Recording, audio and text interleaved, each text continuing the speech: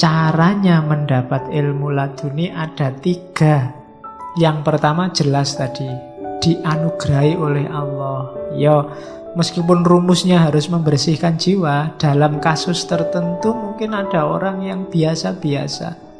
Mungkin dia cenderung jahat, tapi Allah ingin menolongnya, menghadiahinya dengan hidayah. Akhirnya dia bisa melihat hidayah.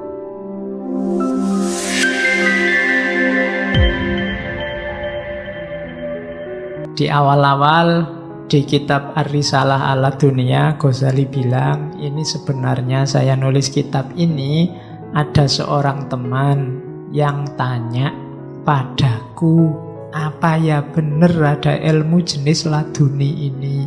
Itu di pengantar dia bilang begitu. Dia meragukan temannya ini.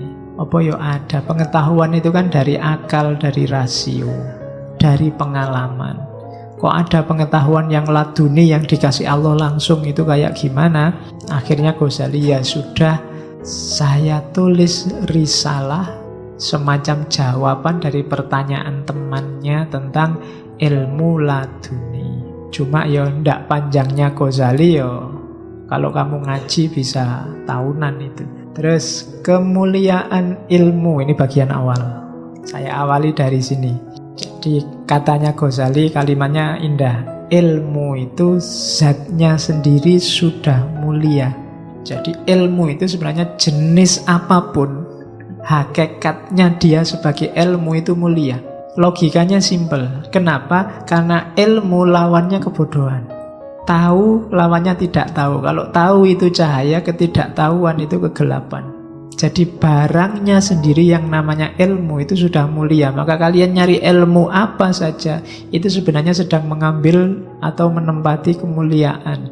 Cuma ya itu tadi, kita ilmunya agak terbatas di rasio dan empiris. Tapi sebenarnya ilmu apapun, termasuk yang primbon-primbon dan macam-macam tadi, sebenarnya hakikatnya itu pengetahuan yang mulia. Karena lawan dari ilmu itu kebodohan. Maka belajarlah tanpa pilih-pilih guru, pilih-pilih materi, apapun yang terjangkau pelajarilah. Itu teorinya Ghazali. Meskipun demikian, kalau bisa carilah ilmu yang utama. Meskipun objek ilmu apapun itu mulia, tapi dahulukan yang utama. Pengetahuan untuk hal-hal yang lebih utama. Dan di antara yang utama itu, yang paling utama adalah pengetahuan ketuhanan. Pemahaman tentang Tuhan. Ini yang saya tidak tahu, tradisi pemahaman ketuhanan itu tidak menonjol lagi di dunia Islam. Padahal itu mungkin ciri khas kita. Ciri khas kajian timur. Orientasinya theos, ketuhanan. Jadi katanya Ghazali, objek ilmu yang paling mulia itu Tuhan. Karena kita nanti innalillahi wa inna ilaihi roji'un, dari Allah akan kembali ke sana. Maka mempelajari, kalau bahasa Jawanya sangkan paraning dumadi, asal usul dari mana kita datang dan kemana kita akan kembali, itu adalah mengenali Tuhan. Karena kita datang dari Tuhan kembali ke Tuhan, datang dari Allah kembali ke Allah. Maka objek ilmu paling mulia adalah Allah. Kita sejak kecil dikenalkan oleh Allah untuk diyakini. Jarang yang dikenalkan secara dalam atau diarahkan untuk lebih mengenal. Biasanya kita pokoknya yakinlah Allah itu ada, titik. Jarang di antara kita yang secara serius mengkaji Allah, hakikatnya, sifat-sifatnya. Mungkin hanya mahasiswa jurusan tertentu yang bahas itu pun ya sak senengnya dewe. Jarang yang sampai dalam. Padahal itu objek ilmu yang paling mulia. Hakikat kita nanti di situ. Dari Allah kembali ke Allah. Kalau kita Allahnya tidak kenal, kalau Allah itu hanya sebagai untuk diyakini kemudian ngasih kewajiban-kewajiban, itu kan rasanya Allah itu kayak majikan kita. Kita diperintahi macam-macam dan kita tidak kenal dia. Jarang orang yang intensif berusaha mengenal atau diperkenalkan dengan Allah. Makanya ilmu yang nomor 1 kalau di Ghazali tauhid. Kita harus kenal Allah. Kalau kenal aja ndak, jangan membayangkan bisa jatuh cinta. Tak kenal maka tak sayang. Jadi di antara kuncinya kenapa kemarin kita belajar mahabbatullah, cinta sama Allah. Kenapa kok kita susah bisa mencintai Allah? Karena mungkin kita tidak kenal. Kenal aja ndak, gimana bisa cinta? Apalagi sekarang ilmu kita hanya ilmu materi sama ilmu rasio, positivistik, hanya percaya yang ada faktanya, ada gambarnya. Wassalam sudah kan? Allah itu sudah gaib, kita ndak kenal lagi. Kok disuruh mencintai? Jauh. Maka objek ilmu yang utama nomor satu adalah ketuhanan. Jalannya lewat apa? Katanya Ghazali, wadahnya ilmu itu jiwa. Jiwa kita itu makanannya adalah ilmu. Fisikmu itu makanannya kan, ya makan yang kamu makan tiap hari. Jadi kalau ini untuk fisik, untuk rohani kita, jiwa kita, makanannya adalah ilmu. Dan ilmu yang paling utama itu ilmu ketuhanan, ilmu tauhid. Jadi hari ini tradisikan sibuk nambah ilmu, bukan sibuk mendebat orang lain, bukan sibuk gegeran saingan, bukan sibuk hoax. Jadi hari ini itu cirinya manusia hari ini itu apa? Kalau bahasanya hiperrealitas, hari ini tuh manusia itu epilepsi komunikasi. Jadi epilepsi komunikasi itu kita ini hari ini dihujani banyak sekali informasi, dan kita milih informasi itu bukan kategori mana penting mana tidak penting, tapi kategorinya mana yang menarik, mana yang wow, dan mana yang tidak menarik. Dan itu yang dilakukan TV-TV, dilakukan web-web, dilakukan internet-internet. Tidak penting lagi makna, yang penting wow-nya. Kayak acara-acara TV yang kita sebut di awal itu. Kamu milih acara TV kan bukan kamu butuh atau enggak, maknanya penting untuk hidupmu atau enggak, tapi yang bisa menyenangkanmu, yang menarikmu. Jadi ada keterputusan makna. Itu yang disebut epilepsi komunikasi. Jadi putus-putus rangkaian pengetahuannya. Dipilih yang kamu butuh saja. Akhirnya apa?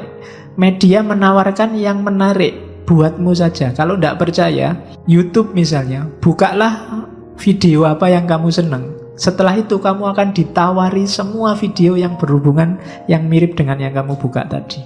Google juga begitu. Sehingga akhirnya kamu kerasan. Tidak pernah kamu buka YouTube itu satu terus ya sudah itu saja, wong butuhnya cuma itu. Mesti terus kamu ditawari yang lebih menarik di video sebelahnya, sesudahnya, sebelumnya. Dan itu membuat kita epilepsi komunikasi. Epilepsi itu kan orang meledak-ledak sebentar terus sadar lagi, tapi meledak-ledak lagi, sadar lagi. Oke, itu teori kajian baru. Hubungannya nanti di bukunya siapa? Yang Brodiat nulis judulnya Ekstase Komunikasi. Terus Ghazali mengklasifikasi jenisnya ilmu.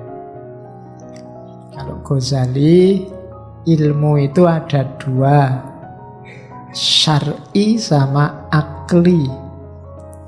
Nah, ini kalau kalian nanti belajar atau ngajar filsafat ilmu, bagian ilmu-ilmu keislaman boleh pakai kategorinya Ghazali ini. Ini belum di Ihya. Kalau di Ihya nanti ada kategori etisnya.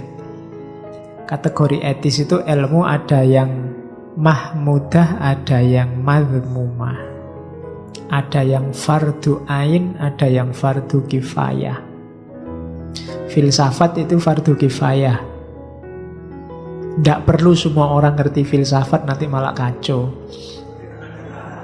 Ya, sebagian sudah ngerti filsafat cukup. Tapi tauhid itu fardu ain. Semua orang harus ngerti tauhid. Ibadah mahdoh itu fardu ain. Yang syar'i ada dua, ilmu usul dan ilmu furu'. Ilmu usul itu bukan berarti ilmu yang ngajari caranya usul. Ya, usul itu maksudnya ilmu pokok, yaitu tauhid. Makanya Fakultas Usuluddin itu mahasiswanya banyak usul, karena namanya usul pokok. Ya, oke. Isinya tauhid. Yang kedua ilmu furu', ilmu cabang. Di antara ilmu cabang itu ya fikih, Fikih itu termasuk haknya Allah, ibadah. Ada muamalah. Muamalah itu termasuk haknya hamba. Muamalah nanti oleh Ghazali dibagi dua. Hak hamba itu muamalah sama muakodah. Muamalah itu hubungan sosial, muakodah itu hubungan ekonomi. Jadi hak Allah, hak hamba, dan yang ketiga hak jiwa. Hak jiwa itu akhlak, moral, etika. Itu termasuk ilmu syar'i. Yang ingin belajar agama, silahkan milih yang diminati, yang usul, yang furu'. Kalau yang furu' boleh milih tentang haknya hamba, tentang ibadah, atau tentang haknya Allah, tentang ibadah, atau haknya hamba, muamalah dan muakodah, atau haknya jiwa, diri kita sendiri secara individu. Namanya akhlak.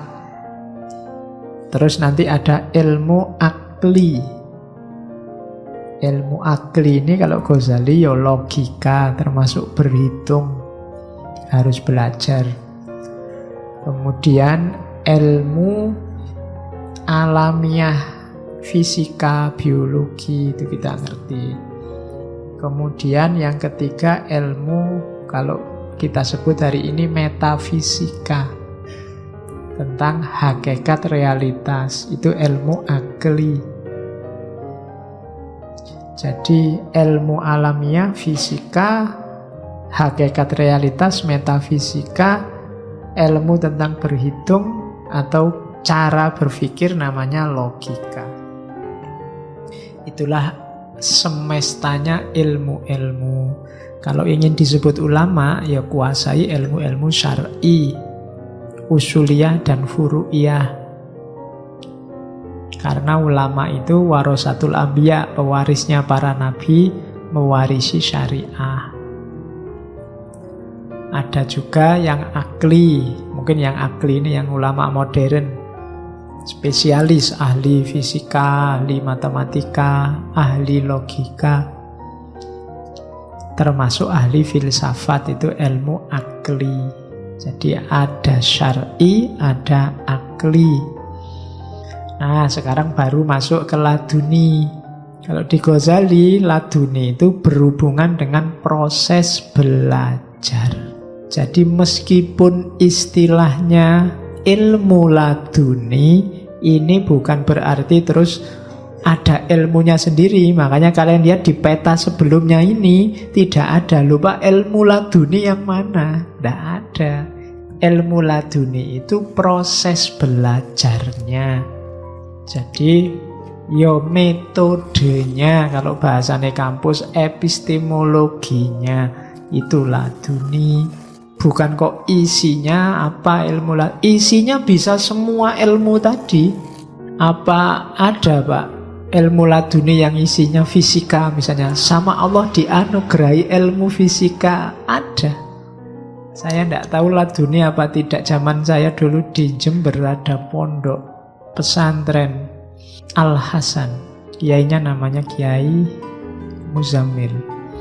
Beliau ini tidak pernah sekolah, SD sampai kelas 4. Cuma otodidak belajar sendiri ilmu falak. Sampai kemudian bisa bikin teropong bintang sendiri. Dan sekarang jadi tempatnya mahasiswa-mahasiswa praktikum. Itu otodidak. Nyari bahannya untuk bikin teropong, ya nyari di pasar-pasar, nyari cermin, nyari itu. Belajar dari kamera, belajar dari itu. Cuma sampai kelas 4 SD. Kalau ada waktu ke sana. Di sana banyak dipakai praktikum mahasiswa. Jadi ya mungkin ada bantuan dari Allah laduniah. Loh, bayangkan ilmu laduni isinya teropong bintang, itu kan luar biasa. Jadi dia proses belajarnya namanya laduni. Harusnya kalau tidak pernah sekolah formal kan tidak bisa, tapi beliau bisa.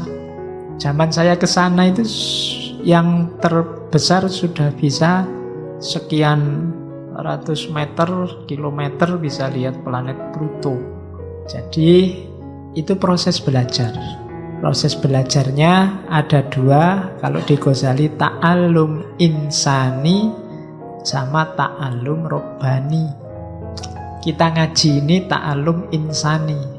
Jadi model belajarnya manusia biasa. Jadi karena kita manusia biasa, ya modelnya ya biasa-biasa. Isinya berpikir, belajar normal, baca buku, mendengarkan kajian, diajari orang lain, dan seterusnya. Itu ta'allum insani. Iya, dapat ilmu, dapat pengetahuan, cuma kayak tadi sifatnya tidak hakul yakin, informatif sifatnya. Beda sama ta'allum robbani. Ta'allum robbani ini dianugerahi. Kalau di Ghazali jenisnya dua, ada wahyu, ada ilham. Jadi kalau wahyu untuk para nabi, kalau ilham untuk manusia biasa seperti kita. Ya kalau ingin cepat dapat ilham, ya kalian besok kalau punya anak, nomor 1 kasih nama wahyu, nomor 2 ilham. Sudah dapat dua-duanya sekarang. Saya sudah dapat wahyu, Pak, dan dapat ilham. Ya, jadi ini proses ta'allum robbani, pengajaran dari Tuhan langsung. Nah, cuma syaratnya jiwanya harus bersih untuk ta'allum robbani. Jiwa yang kotor, mungkin Allah melimpahkan, seandainya Allah melimpahkan pun tidak akan terbaca. Kayak kita tiap sholat berdoa ihdinas siratal mustaqim, mungkin Allah sudah ngasih hidayah, menunjukkan jalan yang lurus. Kok kamu tidak ketemu-ketemu jalan lurusnya, mungkin petunjuknya Allah tidak terbaca. Kalau dilihat betapa sayangnya Allah pada manusia, insya Allah kalau kamu membaca Fatihahnya serius, itu kamu beneran sama Allah dikasih petunjuk.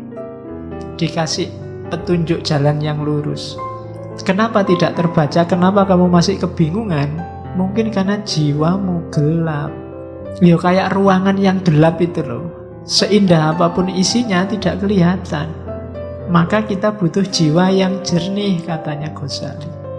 Bahkan katanya Ghazali, jiwa yang jernih itu sudah luar biasa isinya. Sudah banyak sekali anugerah pengetahuan dari Allah. Jiwa yang tidak jernih kenapa? Jiwa yang tidak jernih karena sibuk dengan kegelapan, sibuk dengan dunia, sibuk dengan materi. Analoginya Ghazali kayak mendung yang menutupi matahari. Kalau mendung menutupi matahari itu kan bukan berarti mataharinya tidak ada. Jiwamu yang asli itu terang dan jernih, cuma tertutupi oleh dunia. Maka kita harus belajar, diawali dengan menyucikan diri. Tahapan pertama pembelajar itu membersihkan jiwa. Kalau versinya Ghazali, baik ta'allum insani maupun ta'allum robbani. Kenapa? Karena ya kayak dulu ya di syairnya Imam Syafi'i itu, karena ilmu itu nur. Jadi annal ilma nurun wa nurullahi la yuhdali asin, dan cahayanya Allah tidak akan bisa jadi petunjuk bagi orang yang suka maksiat, karena maksiat membuat hati gelap. Kalau hatimu gelap, ya hidayah seperti apapun tidak akan terbaca. Bukan Allah tidak ngasih, kamu yang tidak bisa baca. Jiwamu gelap. Maka syaratnya orang belajar yang pertama membersihkan jiwa. Atau kalau jiwanya sakit karena dunia, menyembuhkannya dulu. Makanya katanya Ghazali, penting syaratnya orang belajar itu mengenali penyakit jiwanya. Jiwamu ada penyakit apa yang menggelapkan? Dikenali dulu, terus diobati, baru kamu belajar. Kalau tidak ya susah. Cahaya masuk. Jangan-jangan itu yang membuat kalau kamu baca bukunya paham, wong akalmu jalan, tapi bukunya ditutup lupa. Tidak ada yang nyantol satupun. Mungkin karena dalamnya gelap. Pengetahuan banyak, ngaji ini aja sampai berapa, hampir 100 berapa sesi. Tapi yang tersisa berapa sekarang? Yang nyantol di sini paling kamu lupa. Banyak yang lupa. Jadi ditanami terus tapi tidak tumbuh-tumbuh. Itu mungkin karena jiwanya gelap. Karena alatnya ilmu laduni itu jiwa. Nah, asumsi-asumsinya, kalau di Risalah Ladunia berarti ilmu laduni itu ilmu yang dilimpahi oleh Allah. Berarti dia berasal dari luar diri yang dimasukkan ke dalam diri. Asumsi yang kedua, usahanya bukan usaha insani, tapi usaha ilahi. Karena dikasih, maka manusia bukan mencari ilmunya, tapi menyiapkan dirinya agar layak untuk dikasih. Jadi untuk dapat ilmu laduni itu tidak bisa ditransfer. Tidak bisa kamu tak transfer ilmu laduni, itu tidak bisa. Kenapa? Karena syaratnya adalah kita menyiapkan diri kita agar layak ditransfer oleh Allah. Makanya syaratnya ya nanti ada mujahadah, pembersihan diri, dan seterusnya. Yang ketiga, ilmu laduni itu isinya apa, muatannya apa, tergantung yang ngasih. Jadi maka jangan heran kadang-kadang orang tidak ngerti apa-apa tiba-tiba bisa ngomong apa. Ada wali yang tiba-tiba bisa ngomong bahasa Inggris meskipun tidak pernah kursus bahasa Inggris, ya mungkin bisa. Kalau itu memang laduni, dilimpahi Allah kemampuan bisa ngomong bahasa Inggris. Kalau Allah sayang padamu, pas mau tes TOEFL itu kamu dikasih laduni bahasa Inggris. Kalau pas butuh, pas dapat. Nah itu laduni, tergantung Allah yang ngasih. Ya mungkin saja kalau Allah mau. Cuma syaratnya pasti tidak simpel, apa pembersihan jiwa. Dan Allah yang tahu apa butuh kita. Allah akan ngasih sesuai yang Allah ketahui tentang kita, yang Allah inginkan atas diri kita. Jiwa bagian mana yang harus dibersihkan? Itu kolbunya, hatinya. Jangan salah, kalau kita berpikir yang jelek-jelek, yang jahat-jahat, itu yang kotor kolbu kita. Kalau kita melakukan maksiat, yang melakukan tindakan fisiknya, yang kotor kolbunya. Karena efeknya ke dalam. Makanya ada orang bilang jangan suka jahat, jangan suka maki-maki, nanti hatimu yang kotor. Kalau kamu maki-maki orang, jangan dikira yang rusak dia yang kamu maki-maki, tapi kamu yang maki-maki. Kenapa? Hatimu. Semakin banyak kekeliruan, kesalahan, semakin gelap hati kita. Padahal dari situlah Allah berhubungan dengan kita. Jadi kolbu harus bening, harus jernih. Karena di tempat itulah Allah mencahayai hidup kita dengan ilmu dan pengetahuan. Nah, selanjutnya, kalau di Risalah Laduniyah, caranya mendapat ilmu laduni ada 3. Yang pertama jelas tadi, dianugerahi oleh Allah. Ya, meskipun rumusnya harus membersihkan jiwa, dalam kasus tertentu mungkin ada orang yang biasa-biasa. Mungkin dia cenderung jahat, tapi Allah ingin menolongnya, menghadiahinya dengan hidayah. Akhirnya dia bisa melihat hidayah. Kalau ini memang hadiah dari Allah. Cuma tidak sembarangan orang dapat ini. Tidak usah nunggu, makanya orang nunggu hidayah. Saya nunggu hidayah saja Pak, besok tidak usah ditunggu. Kamu yang berusaha membersihkan dirimu, nanti hidayah datang. Kecuali dalam kasus khusus yang Allah menghendaki, ya hidayah datang pada orang tertentu yang padahal dia ini jahatnya luar biasa, rusaknya luar biasa. Mungkin ada orang tertentu begitu. Jadi ini memang murni hadiah dari Allah yang pertama. Ada jenis kedua. Kalau yang ini tadi, yang riyadoh, mujahadah, muraqabah, mendekatkan diri pada Allah. Ini yang pakai usaha. Di Risalah dikutip 2 hadis. Saya tidak tahu sahih dhaifnya, mahasiswa hadis yang ngecek. Kalau katanya Ghazali ditulis di kitabnya berarti baunya wangi hadis ini. Ya, silakan kamu cium nanti. Man amila bima alima aurasahullahu ilman malam ya'lam. Barang siapa menjalankan apa yang diketahui, Allah akan memberikan ilmu tentang apa yang dia belum ketahui. Ini hadis. Jadi syaratnya kamu dikasih ilmu laduni, yang belum kamu ketahui itu apa? Manfaatkan ilmu. Jalankan ilmumu sampai ke level manfaat. Nanti Allah akan nambah ilmu. Makanya Ustadz, guru itu kan rasanya kok pinter terus ya. Allah ngasih anugerah terus, ilmunya manfaat, dijalankan. Kalian mungkin bukan ustadz, bukan guru, tapi manfaatkan ilmumu untuk hidupmu. Nanti aurasahullahu ilman malam ya'lam.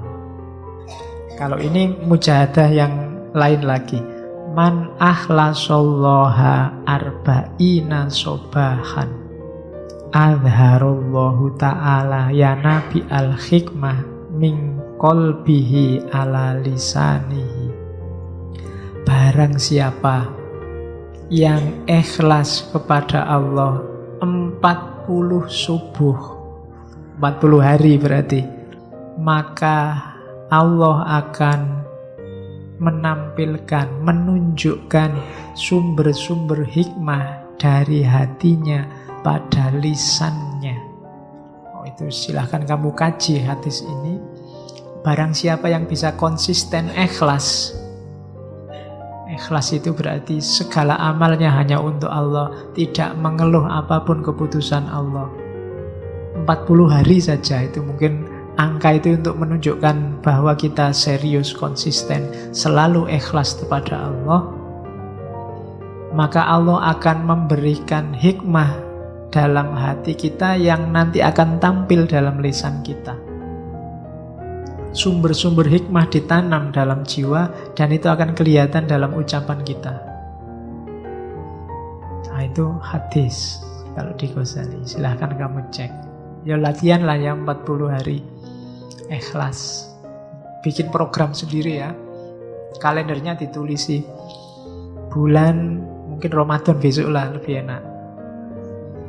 Ramadan 30, 10 hari sebelum Ramadan. Nanti ngajinya libur enggak apa-apa. 10 hari sebelum Ramadan program ikhlas. Kamu hati-hati bener, jangan sampai komplain, protes, mengeluh, melakukan sesuatu berpamrih dunia. Semuanya ikhlas lillahi ta'ala. Jajal. Bisa apa enggak? Enggak masalah Pak, hari ke-39 setengah saya batal misalnya. Ya enggak apa-apa. Allah kan sudah melihat usahamu. Allah itu enggak kaku, enggak deso kayak kamu. Ya ngerti lah kamu sudah serius. Kalau kurang dikit ya enggak masalah. Allah sudah ngerti keseriusanmu. Kalau Allah menghendaki mungkin enggak nyampe 40 hari kamu sudah merasakan hikmahnya. Boleh dicoba. Wong ini yang memvalidasi hadisnya kan Ghazali. Waliullah yang gak diragukan lagi. Nah, itu jalan riyadhah namanya. Yang ketiga jalan tafakkur. Kalau ini sebenarnya jalan normal. Kalau kita belajar serius normal pakai akal, gak masalah. Kayak gini nih gak masalah kalian belajar biasa. Tapi yang serius memang gairah mencari ilmunya luar biasa, atau labil ilmi, ya tetap lillahi ta'ala. Nanti Allah akan membukakan pintu-pintu kegaiban kalau bahasanya Ghazali. Keseriusan kita akan dibantu oleh Allah. Ini yang seperti saya bilang tadi. Wong kita belajar insani pun ilmunya kan juga dari Allah.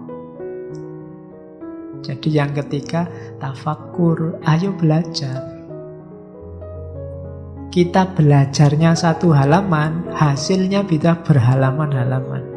Dari mana? Dari Allah. Kita membacanya cuma satu buku, mungkin hasilnya bisa lebih banyak dari itu. Dari mana? Dari Allah. Kenapa Allah ngasih? Karena kesungguhan kita belajar.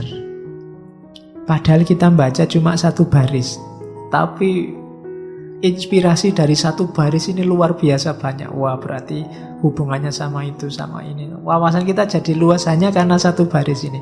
Dari mana asalnya? Dari Allah. Karena Allah tahu kesungguhan kita. Itu jenis laduni juga. Jadi laduni itu bisa dikejar lewat 3 jalur.